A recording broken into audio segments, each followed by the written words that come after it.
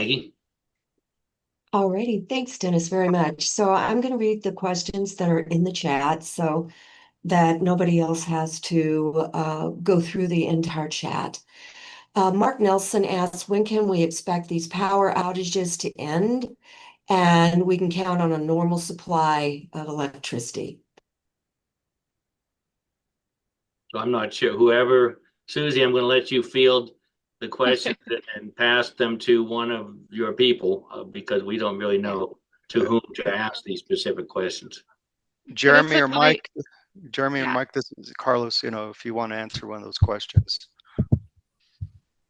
Yes, so we can't guarantee that the problem that we found tonight with that pole that we found that was causing that problem will completely fix the outages. So what we've done is we put that reclosure into the less sensitive setting. So it's back to normal configuration, which we were not seeing outages when it was in normal configuration. We moved the crews into a different area behind another reclosure. And then we're changing out that pole. So we do think that pole that we found was the problem child and causing those outages.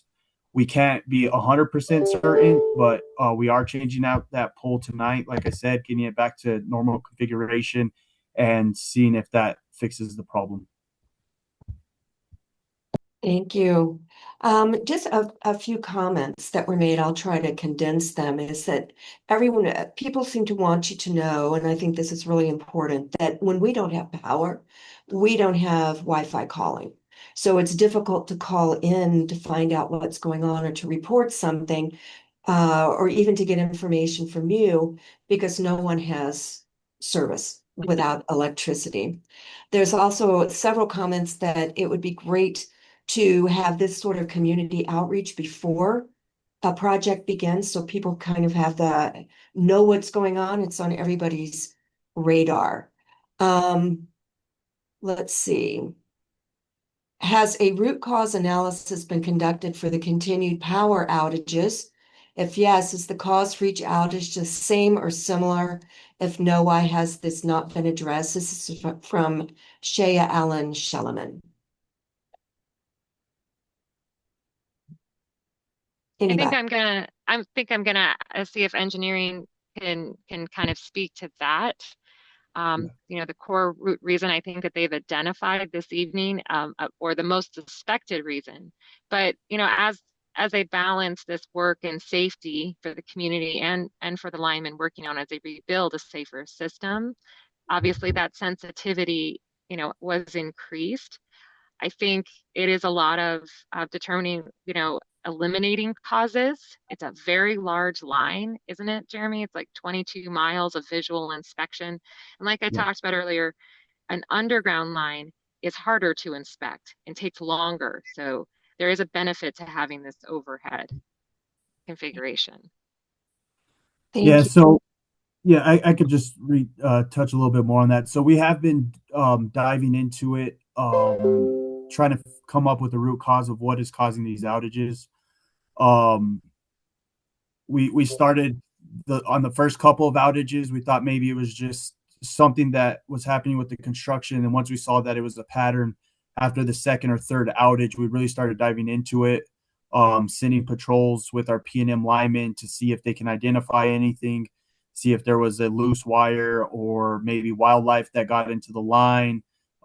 We've also worked with other departments, engineering departments within inside of P&M to see if maybe a large solar load was kicking on or a large motor was kicking on, because it seemed to be happening right around the same time.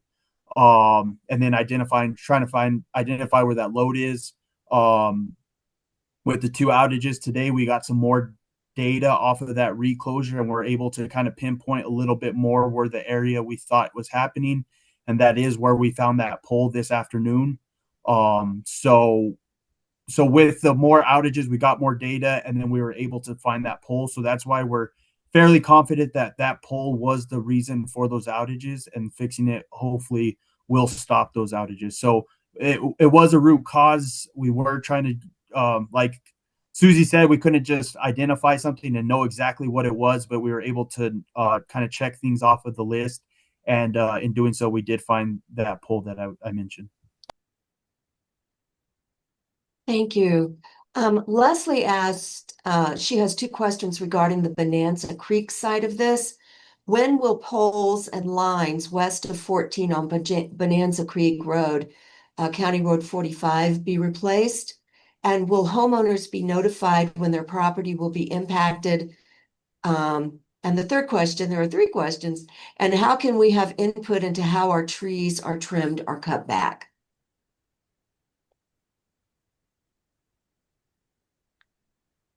So I don't know exactly where, and I'm gonna be honest, I don't know exactly where Bonanza Creek is in relation to this line.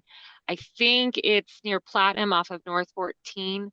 Um, this is a preliminary, so that would be a lateral line. That is part of the area being evaluated for phase 2, which phase 2 will come.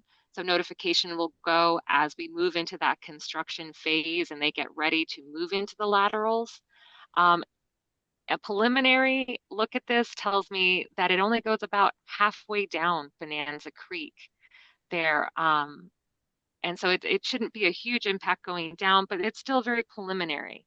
And so it's really hard for us to tell you exactly everybody will be impacted. But as we get closer, we can do more community meetings, like Carlos said, as we move into the lateral phase and keep working with the community to kind of better understand what's to come next when we move into the laterals. Our main focus right now is rebuilding that main line, that backbone, to support the laterals. So it sounds like we're going to do a lot more outreach, and there's a lot more questions people will have as we move into that regarding vegetation management, because we'll be working on private property and public utility easements. There will be more discussion with landowners. Right now, the jurisdiction for tree cutting is NMDOT.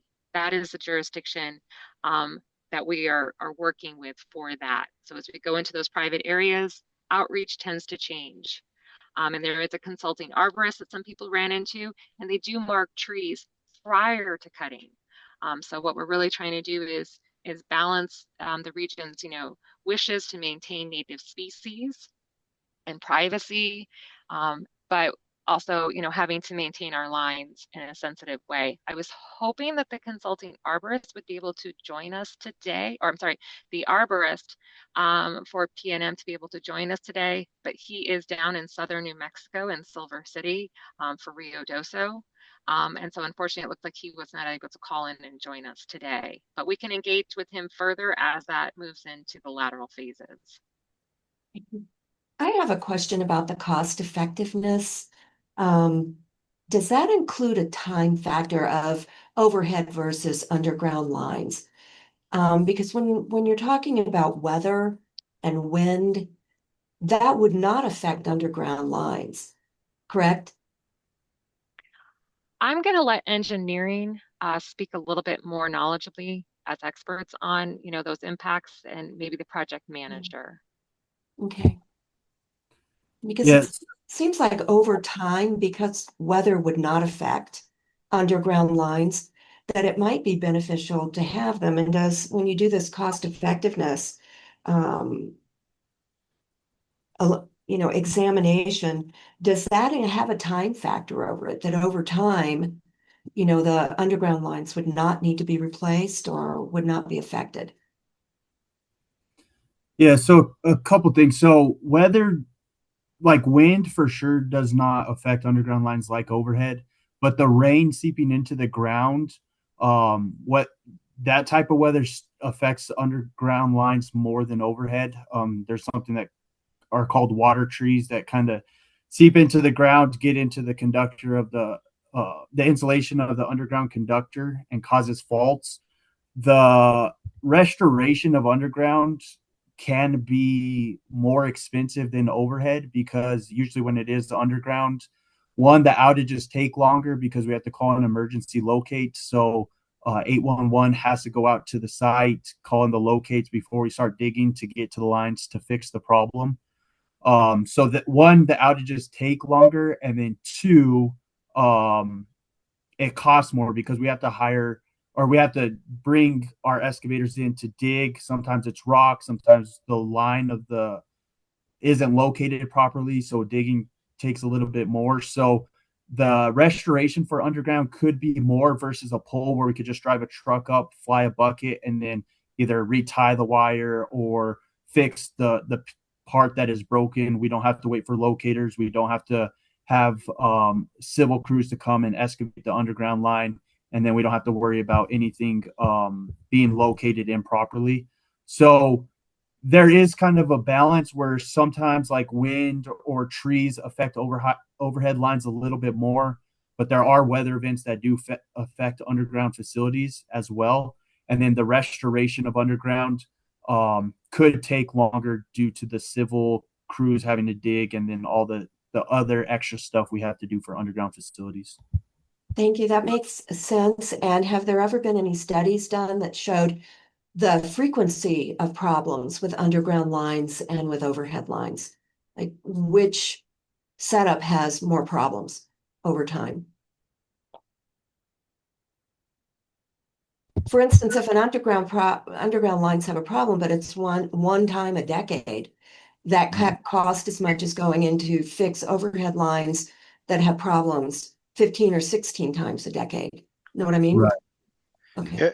And I'll just, this is Carlos, and what I'll do is, I think for that question, I think what we could do is kind of maybe go back and do a little, do a little bit more digging and just kind of see, what, like you said, cost effectiveness over time, the maintenance or any kind of replacement of overhead versus underground. So maybe we could just maybe do that and get back to you when it comes to that type of question.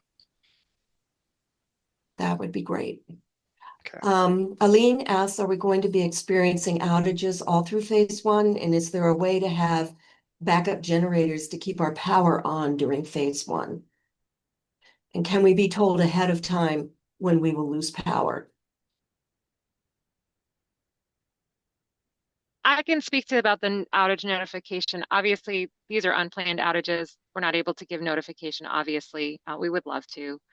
We understand that that causes a significant impact to the businesses and residents of the area. We do take it very, PNM does take it very serious and has been, trying to work with Northern New Mexico and other departments to try and pinpoint this. As we go forward in the project, you're going to receive several different notifications. One is as construction reaches your area, like I said, people within 150 feet of this line will be notified. And we're going to continue to notify San Marcos Association of how construction is progressing, which areas we are reaching. So we're going to do a little bit more than what is a standard practice for impacted landowners. When it comes to outages, if you are connected to a transformer on this main line, you will receive notice by door hanger from the contractor 72 hours in advance of any outages. It's going to tell you the duration, it's going to tell you the date, and ability to call us in. I know there's a lot of people that are concerned about the 150 feet. Those customers are not directly impacted by construction. They are being impacted by unplanned outages on the feeders. And that, unfortunately, is something we can't really notify for, but can respond to. And I can continue to respond, and I can provide updates to this association participants so that you're kind of more aware of where construction is heading. So that's a challenge. We can talk about trying to expand that area as we go forth and widen that a bit. But we know that San Marcos Association is a rather large swath of area. But you will get notification for planned outages. You will get to find out the duration of them and be able to interface with us so that we can be more aware if there's conditions going on in the community that an outage is not going to be conducive to during that time period. We will work with you as much as we possibly can. And the duration of those outages on typical are 4 to 6 hours. or less. We really try and minimize and pre-plan that work so that all we're doing is swinging you over to your new transformer service and then re-energizing the line. So that's typically how it does work. There are a lot of comments out here that I'll just summarize about the outages and how it's impacting elderly people with the extreme heat, and the impact on businesses, home-based businesses as well as businesses in Sirius and Madrid and around in this area. So there's a lot of concern about that, and questions such as what will P&M do to support customers who are affected like this?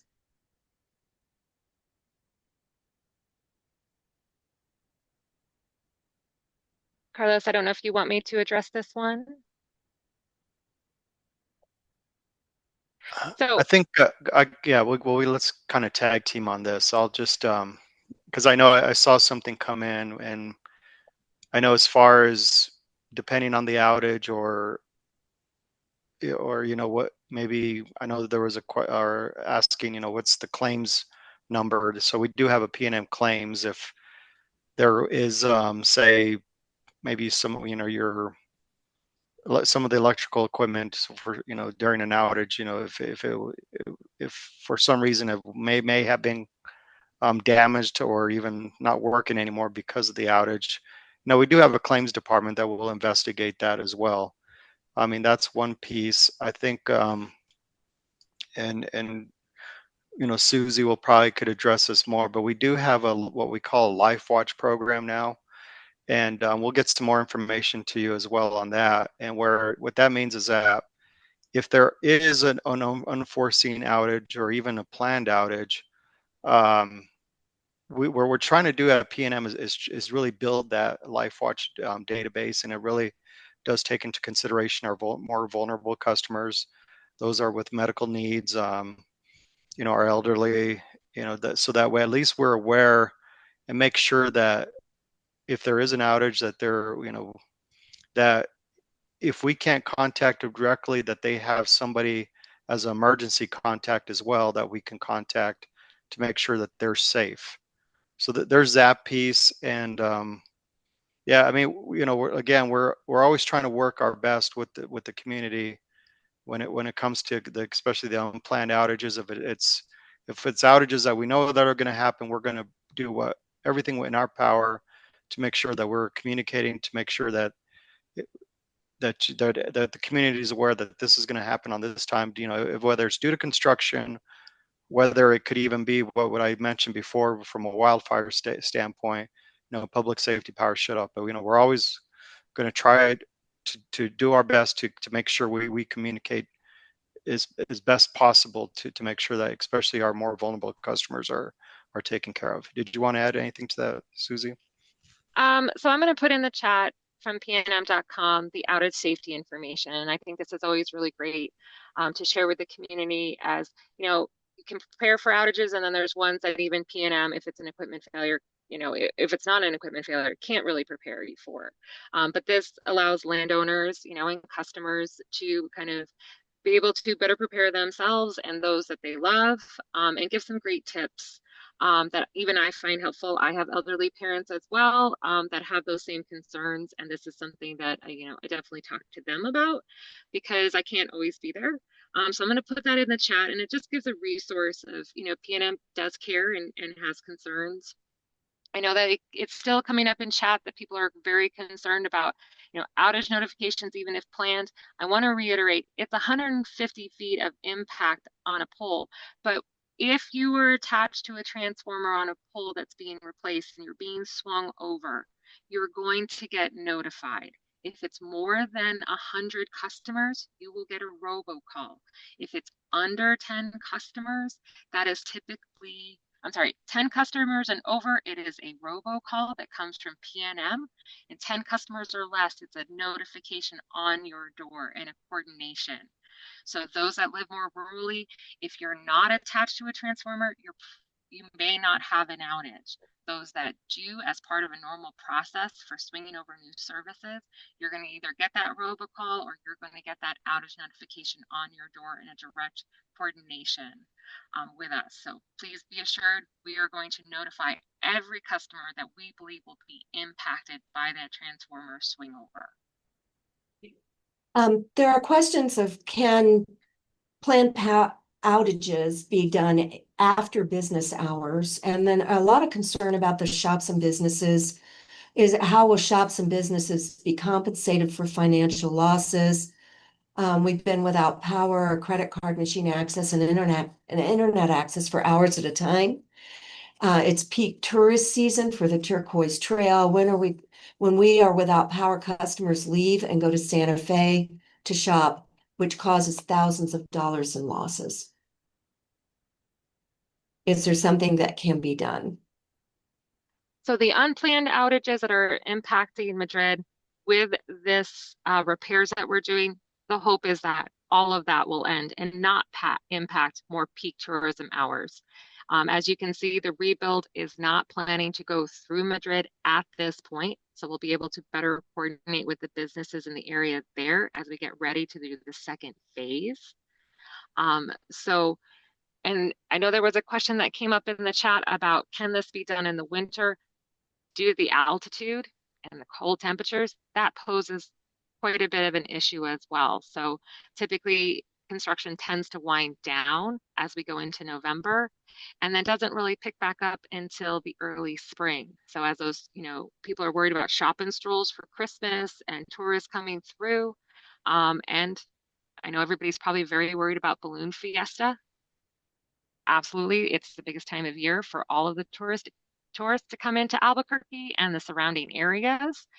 And so as construction continues on, these issues tend to alleviate.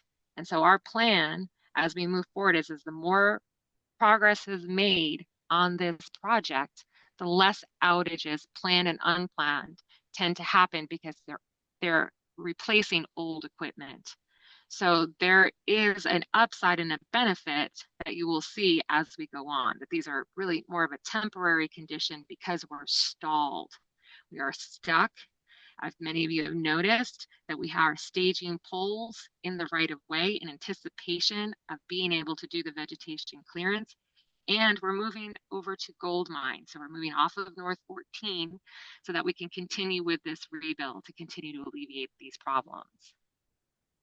Thank you. Will the Wildfire Town Hall be available for replay? People are saying they can't make it on August 20th. Will it be recorded and available to watch after the fact? My understanding, it's going to be on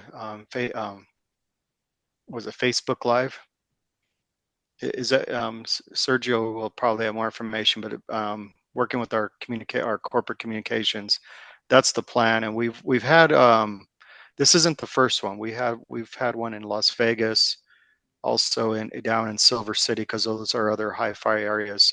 So we try to put on Facebook Live so that you can, in a sense, see it instead of actually being at the actual town hall, and then it could be played back. Okay. I'm just scrolling through for the questions here.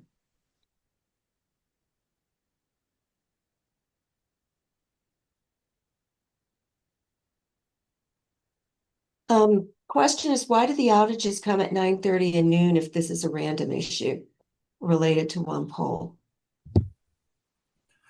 So what we're investigating, what the root cause is, so the damage at the pole wasn't like a completely broken part. We had an insulator that was cracked. So it wasn't just like broke and it caused an outage and then it was never seen again. With the crack, we think when the loads were increasing, so again, a solar kicking on or maybe a large motor of some sort was causing an influx in voltages, and then that crack, it just kind of exacerbated that crack at that time, causing the reclosure. So it was a combination of, we think, something kicking on at that time and then the damage to that insulator, that combination causing the reclosure to trip. Will any work be done on weekends? Typically, work is not done on weekends. Sometimes if there are weather events that, don't allow the crew to work in those conditions, sometimes they will work on a Saturday, but we will know in advance. So typically that's not something that always happens. It really is schedule dependent and some weather events that cannot be planned for, where the crew, does have some work to do, trying to accomplish as much as they can before those colder winter months set in. Okay. Sean asks, our community mailbox is by a pole. What happens to that? There should be no interruption or disruption to your community mailbox. It's federal property. We normally set poles within a foot or two of the existing pole, depending on if we're able to. Some new poles are added in some places to, bring up that conductor height and bring more tension to the span. So you shouldn't have any issues with that. But if there is a problem, we can absolutely work with you to restore it or address those issues before we replace the pole. Matt asks, as a restaurant, how should we be planning? With unexpected outages, we experience a huge amount of food loss, labor, and sales loss.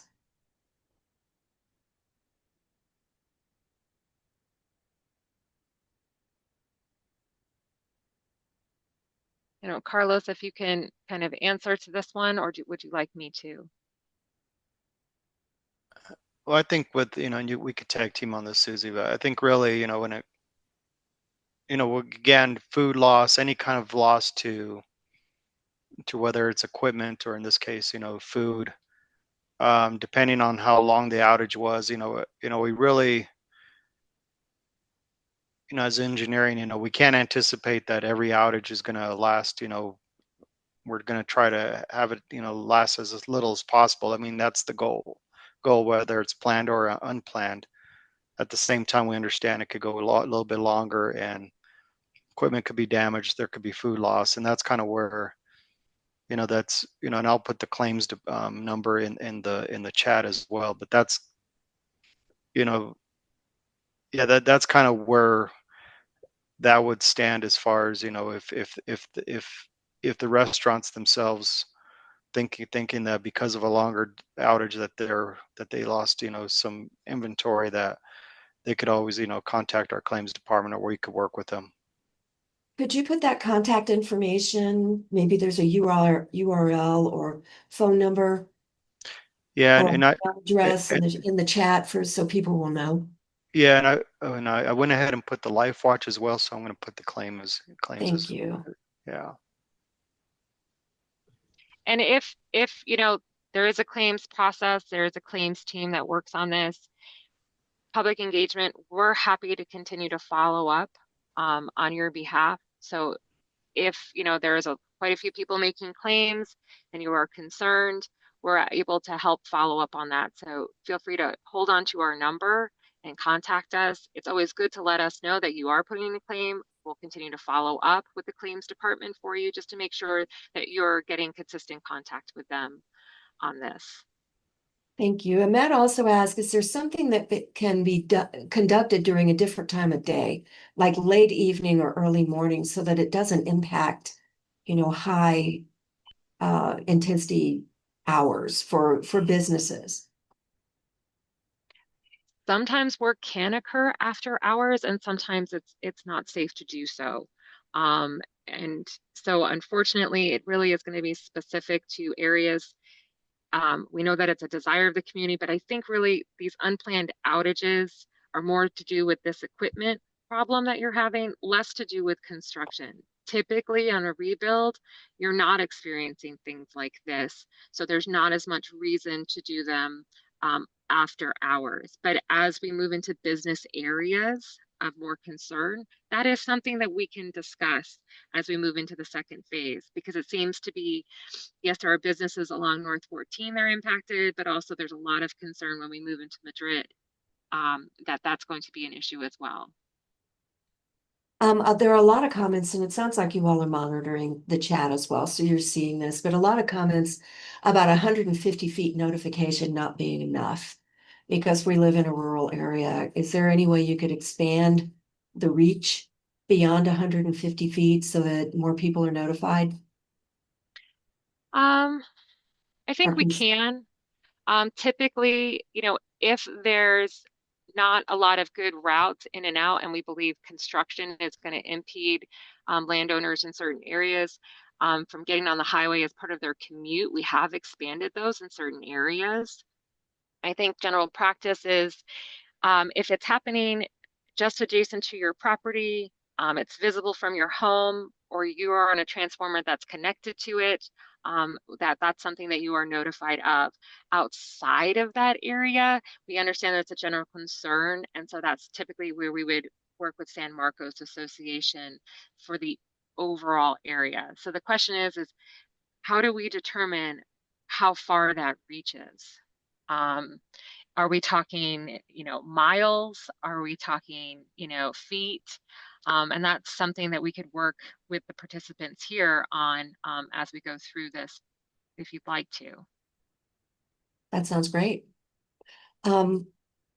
Mariana says appliances such as refrigerators, freezers, home cooling, and heating systems are not built to be shut off and on, and then turn on repeatedly.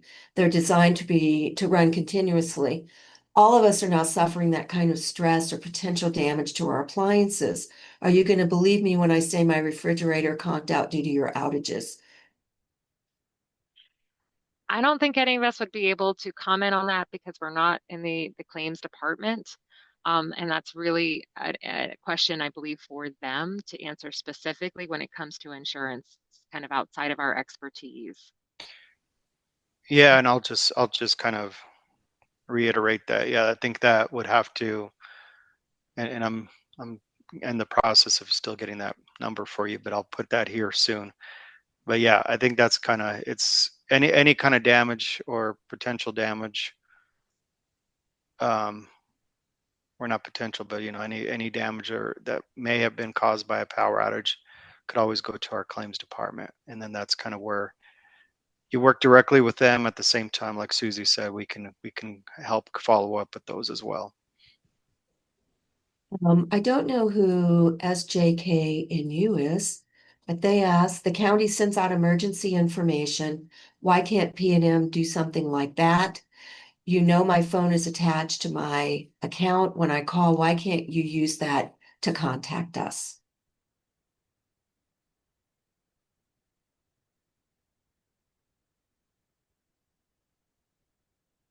I think it really is probably going to depend on what services customers have signed up for notifications. So if you're looking for emergency notifications on outages, I believe you could probably go through pnm.com. You can chat with a live representative or call in to that main customer service line and kind of work with them about how you receive notifications as a customer, because that allow you to get notifications for various different things that PNM is doing as a customer, not just outages. So it may just be the preference of how you've decided to have those notifications come through as a customer. So that would be my best recommendation for how to get these notices. Where would one find that? Like if someone wanted to go see what my preferences are, where do they go? So it looks like Deborah just dropped something in the chat for that, and I Okay. can get you, through pnm.com. I'll put something else in the chat, and I'll also get you that claims number. I just want to make sure that I'm giving you the best number possible. Typically, when it comes to claims, we'll help you out in public engagement. So if you don't get the number tonight or you're having any issues, contact us, let us know. We'll get you hooked up with that claims department representatives. Okay. iPhone 6 ask, do the new poles have a higher EMF frequency?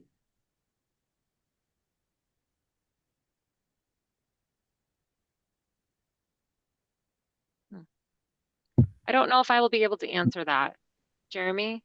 No, it's all the same voltage. So it's bigger lines for more ampacity, but the voltage is not changing on any of the lines. Request, can we not have construction during Balloon Fiesta?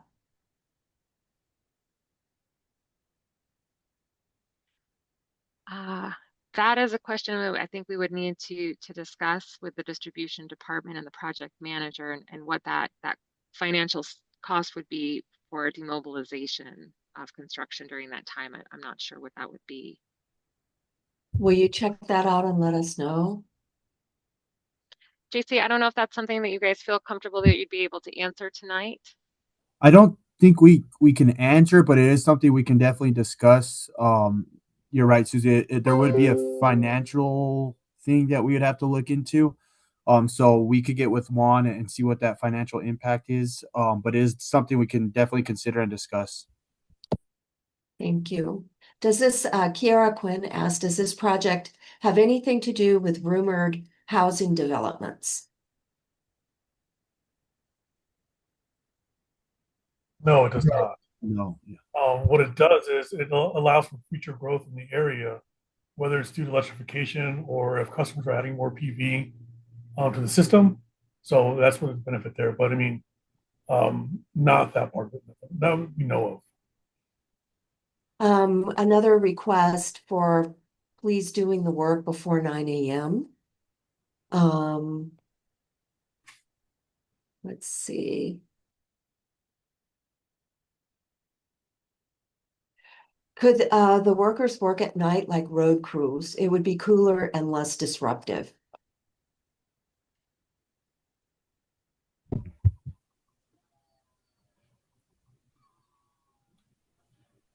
It's a lot harder to do work like this at night. It is dangerous because the lines are energized, and working in the dark with the crews, it is a very dangerous situation. So the more light and daylight, and instead of working with flashlights and headlights and floodlights, night work with electric, we do it a necessity for like outages and stuff like that to restore power. But general work like this is a lot more dangerous to do at nighttime. So Bill Hill asks, so the issue is fixed now as far as bad equipment, correct? And is it true that we should only be experiencing planned outages from now on?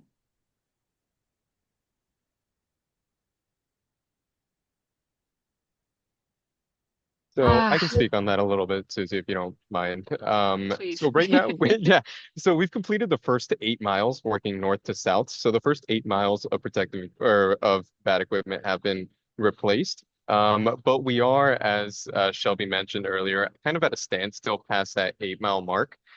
So we're shifting our crews over to Goldmine to the section of the feeder on Goldmine Road, as mentioned previously, and we'll restore the recloser settings along NM14 to their original settings once our crews are remobilized. We will, while we, as I mentioned, only replaced the first 8 miles of our line right now. This total line is 22 miles. So once we get our vegetation or our tree clearing approved by NMDOT, we'll go back and finish the rest of the backbone along NM14. So to answer that question, no, not all equipment has been replaced just yet, but that is the ultimate goal. And one thing that hasn't been mentioned just yet is that as part of the upgrade or as part of the new build, we are installing what we call isolating or sectionalizing equipment to minimize the impact of future faults or future outages to all customers.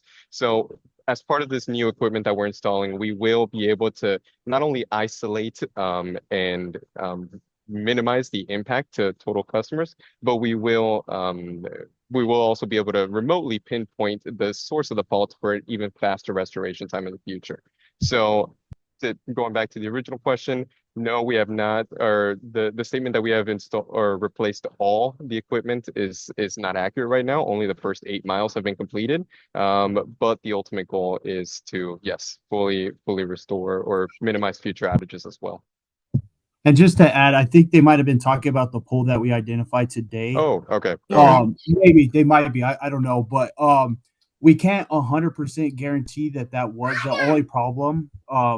This is an older feeder. That is why we chose it for a feeder rebuild. So there might be other equipment. We do think that was the one that was causing this problem, but there's not 100% guaranteed there isn't more stuff just because the age of the equipment, the length of the line, stuff like that. So it's not 100% guaranteed, but we do think that these outages were caused by this pole, and we are hoping that this mitigates that outage problem. Thank you. And several comments about Balloon Fiesta really being the busiest season of the year for many, many businesses and in Cerritos in Madrid and people in the area, and a lot of concern about big financial losses with power outages. And question from Aline, well, will they have power outages up Gold Mine Road? And is there any way to be told in advance?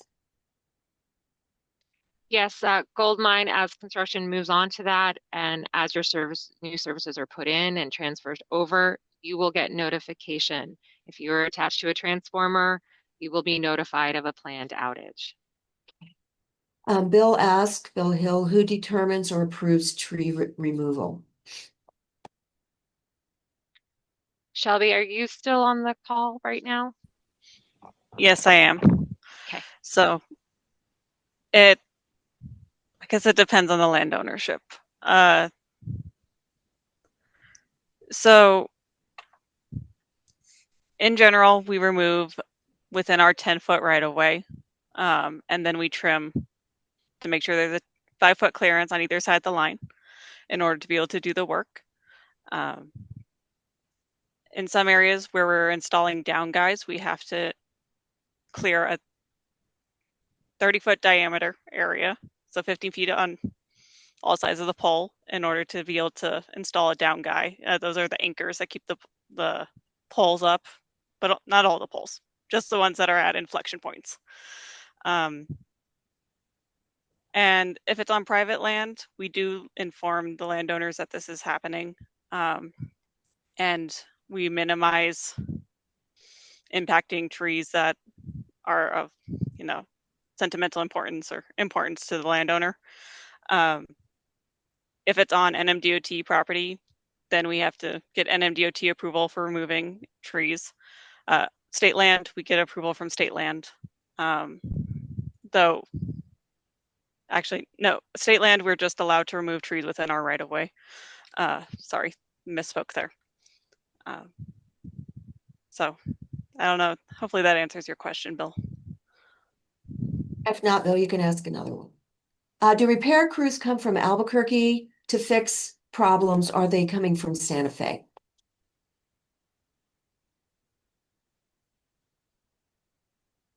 I believe those crews are from northern New Mexico, Jeremy. Is that correct? The Santa Fe area?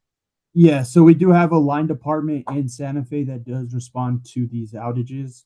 Not 100% of the linemen live in Santa Fe. Sometimes they live outside of Santa Fe, but we do have a line department office in Santa Fe, and that is where they dispatch from. Moondog asks, will you, P&M, please set a date for a response regarding Balloon Fiesta and pausing of work during that time?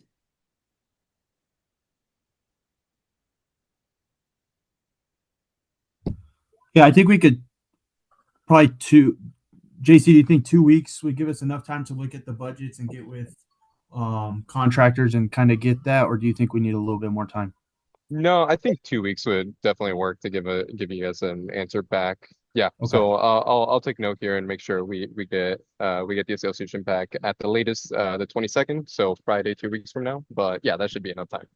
And who should we communicate that to spread the word if it is a yes or a no? Dennis Kurtz. Got it. Okay. Sounds good. I'm volunteering. We get it to Susie and she can get it to me. Yeah, and Jeremy, you can work through Susie and I too, and we can work with Mr. Kurtz. Got it. Okay. Jezebel asks, is there a claims email as well as the other information that you put on? Is there an email to contact them? Is it a dedicated person or just a general email? Well, okay, so what I'm going to do is I'm going to give, it's a general email and it's a general number. And Okay. it is our customer service. And what I'll do is I'm going to put that on in the chat. But what I would like to do is anybody that that does fill out a claim and that you talk to a P&M person, they'll give you a claim number at that point. And what we could do, you know, Susie and I we could start following up and work, you know, directly with him, you know, either Mr. Kurtz and the association but we could do it that way. But that's kind of how it works. So I'll put that right in there right now. Marie asks, when are you starting on Gold Mine Road? And are you stopping on the first 8 miles? Oh, when are you starting? When do you start at Gold Mine Road and stop on the first 8 miles? Yeah, so to that, we just confirmed our material delivery for the Gold Mine Road section. So we were working sequentially north to south and anticipating materials as we were moving along. Because of the shift, we kind of had to accelerate a couple of deliveries, but we have our first delivery for the Gold Mine section scheduled for next Wednesday, Wednesday the 13th, I believe. So they should be shifting over to that area right around then, assuming they receive their materials first thing in the morning. They should be that afternoon beginning staging in that area and continuing the work from the gold mine section south further towards the actual mine. And I'm sorry, well, and with regards to the 8 miles, once we receive our vegetation clearances to come in and trim along our right of way or along the NMWT right of way, we will jump back to the northern section and continue working along the NM14 segment. So we started north to south. Now we're going to start south to north, and then we'll come back and finish the middle once we get our final clearances approved. Okay, so Bill and Courtney both have this question. We were told that NMDOT plans on taking out all trees along the project and spraying something so trees don't grow back. Is this true? So I can't speak to what NMDOT plans are, but for our vegetation removal, we only spray herbicide on invasive species. So that'd be Siberian elm and Russian olive. We won't spray herbicide on any other trees. And also, we will not be cutting down every tree that's in the 10 feet, only those that are over 4 feet tall.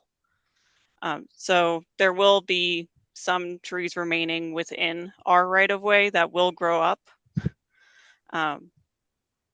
But we just need ones that are over 4 feet tall removed in order to be able to bring our conductor through. I'm going to jump in here. I spoke with the NMDOT today about this issue, and what they're doing is according to DOT, routine maintenance in order to keep their lines of sight that they have, the regulations about being able to, you know, not trees in front of signs and being able to see around curves and that sort of thing. And they're going to be just pruning. The only herbicide that they will use will be on, if there are any Siberian elms that need to be cut down, and then that herbicide will be sprayed on just from 2 or 3 inches right above the stump in order to, you know, it's that stump killer stuff. And so that's what they've told me. They're not taking down every tree. They're only dealing with places where there are visibility issues in terms of line of sight for drivers and for safety. So it doesn't sound like it's going to be as extreme as we may have thought of. But if it is, then we'll certainly keep on top of it. Again, another question. This is from Moonbow of following Moondog's question. Can it be considered for P&M workers to work safely during daylight, but during hours that will be less detrimental to the business revenue of Madrid?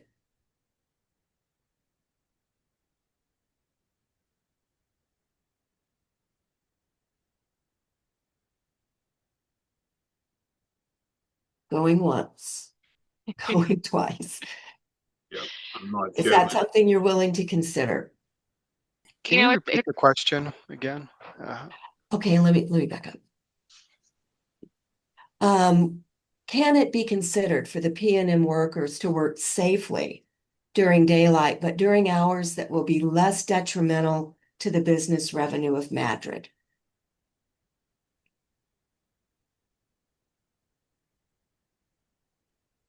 Is that So you're something? so you're pretty much saying that can they, as long as they could work during the day, you're saying can they work during the daylight hours, but at the same time not impact the businesses during their, as they During work. peak hours, Yeah, during peak business hours.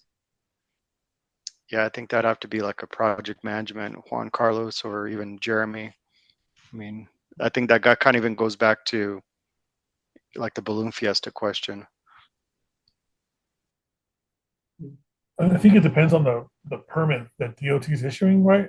If there's a limitation between the hours it can of work. We'll have to look into that a little bit further, but I think we can entertain it, but let's look into it further on that part, right? So Yeah, so we're going off of our contractor's schedule. So these are not P&M crews out there. These are Titan crews that are performing the rebuild or helping with this project. So we can definitely add it to the docket and get you guys an answer back attached to the Balloon Fiesta topic. So we'll work with them. Obviously, I mean we're doing everything we can to minimize any interruptions to y'all services, businesses, and homes. But yeah, we'll definitely add it to the agenda to something we'll bring up to Titan, and we'll see what we can do to accommodate that as much as possible. And will you let us know by the same date as the balloon Yeah. fiesta request? Okay. Yeah, so I'll take note and get you guys an answer within these next 2 weeks, as mentioned. Thank you so much. No Mary problem. Ann asks, Juan, will traffic be shut down on Gold Mine Road? It is already dangerously narrow. There are no shoulders.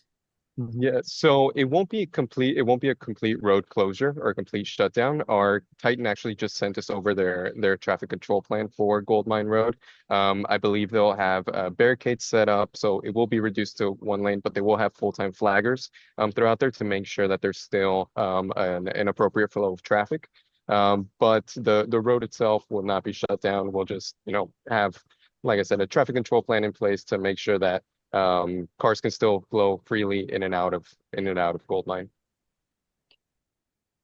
Is there any way to get notification about when they're going to spray the herbicide?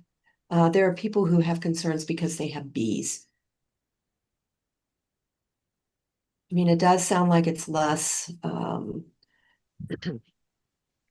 widespread with them just spraying a few inches above a stump, as Dennis said, but is there a way just for people's sense of well-being to know when this is going to happen? They may want to move their bees, relocate their bees, do something.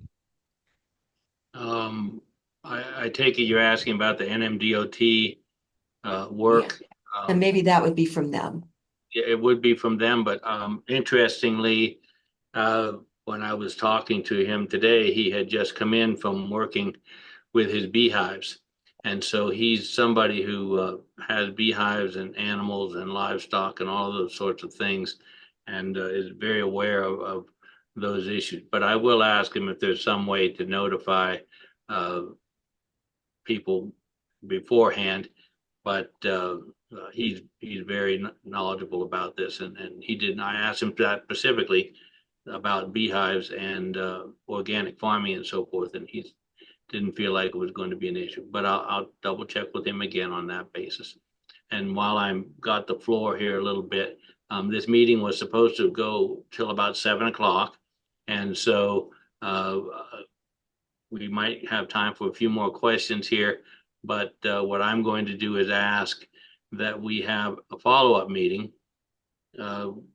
Susie, I'm not sure where Susie went on my screen, but anyway, that we plan on a follow-up meeting maybe in a couple of weeks, and then see where some of these things go. So Maggie, if you've got questions about some other totally different topics, I think we pretty much covered the outages topics. We understand that there's issues in terms of the work hours and so forth. Are there any other topics that are popping up there?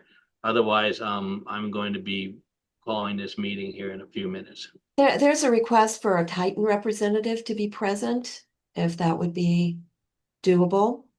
And people are requesting, can we can businesses have 10 to 5 and then the people who are doing the work have the rest of the hours?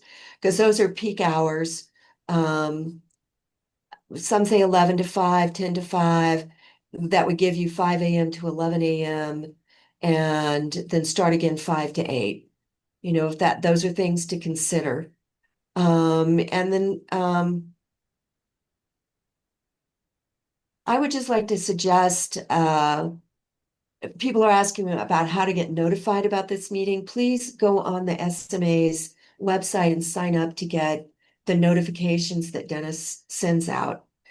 He sent out multiple notifications. It's also on our Facebook page, and also information about the meeting and the whole project is on the website. So please go out there and sign up so that you will get all these notifications. And chat and like our Facebook page so you get that if you're on social media. Yeah, so I think that covers it. Thank you, everyone, for all of your questions and for being here. Yes, thank you all. You can email, if you go to the website and hit the contact us link up in the upper right, if that's another way to email us, and I'll be sure to pass the questions along, and we'll see what we can do. But Susie and I will get together and try with her team and maybe somebody from Titan and others and try to get together for a meeting in roughly, I don't have my calendar in front of me, but in roughly 2 weeks to follow up. By that point, Gold Mine Road work will have begun. We may know more about the NMDOT vegetation management, permits, et cetera, et cetera. One reason we kind of held off on having this meeting was that there were so many unknowns. But I think that we'll just keep going, even if we don't know the answer to all the questions from here on out. And I really appreciate all the PNM people and the Burns and McDonald folks for being willing to spend an hour and a half with us tonight, helping us understand this better. And I appreciate all of the people in the community listening and asking questions. It's really important. This is a big deal. It is, and it's something that impacts everybody in lots of different ways. So with that, I'm going to say good night. Those of you that have some driving to do and so forth, please drive carefully. And if you've got any, like I said, any questions, you can get them to us through the website, the sanmarcosassociation.org. Okay, so with that, good evening, everyone. Enjoy the heat. Right. Well, thank you, Mr. Kurtz, and to the community. We really appreciate this time to go over the project and look forward to continue the communication and outreach. Thank you. Thank you. All right. Good night, all. Thank you, everyone.